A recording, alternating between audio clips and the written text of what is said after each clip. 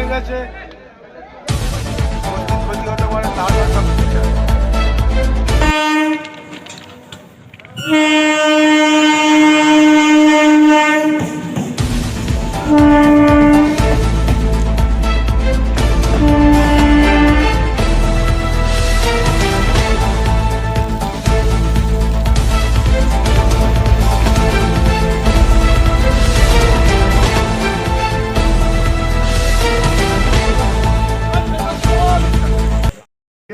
ভোর রাত থেকে মগরাট স্টেশনের পাশে একটা ঝুপড়ি পড়েছিল, কিছু আবর্জনা, সেখানে আর কি আগুন ধরে যায়।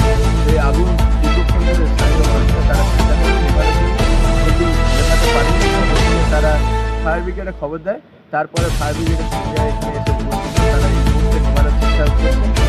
মানে দেখা যায় যে এখানে ময়লার যে আবর্জনা আছে, সেই আবর্জনাগুলো এরা এখানে ফেলে একটা স্তূপ মতো তৈরি করেছিল। আর কোনো কেউ এখানে এসে হয়তো সেই আগুনটা ধরিয়ে দেয় শীতের আবহাওয়া, হয়তো গরম উষ্ণতা নেওয়ার জন্য, কিন্তু সেই পরিস্থিতিতে এখানে একটা ভয়ানক রূপ ধারণ করে। পাশের দোকানগুলো আছে, তারা বিঘ্নিত হয়, তারা চায় যে এই সমস্যার সমাধান করা হোক, নাহলে তাদের দোকানঘাট ডুবে যাওয়ার একটা চলছিল। তো এই পরিস্থিতিতে এখন এই মুহূর্তে ফায়ার ব্রিগেড এসছে মগরাহাট স্টেশনের সংলগ্ন সেই স্তূপের পাশে, তারা এসে এই মুহূর্তে নেভানোর চেষ্টা চালাচ্ছে।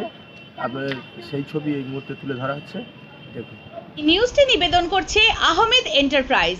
স্থান মগরাহাট সেনপাড়া মোড়। কলকাতার থেকে কম দামে পেয়ে যাবেন আধুনিক ডিজাইনের মার্বেল, টাইলস, গ্রানাইট, রং, স্যানিটারি পাইপ লাইনের যাবতীয় সামগ্রী। শীঘ্রই চলে আসুন, যোগাযোগ করুন এই নাম্বারে 9734016596, 8926036616।